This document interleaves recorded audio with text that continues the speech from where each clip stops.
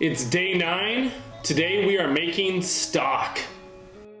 Stock is used in some of our favorite recipes, including gumbo, soups, refried beans, and much more. For this, all you need is vegetable scraps and bones.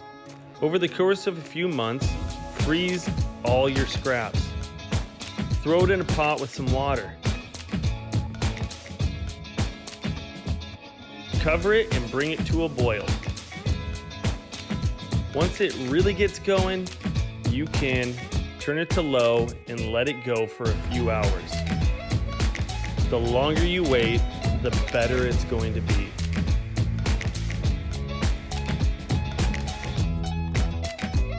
Skim the impurities.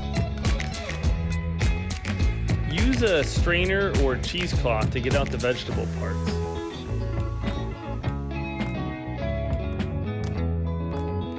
Skim the layer of fat one more time.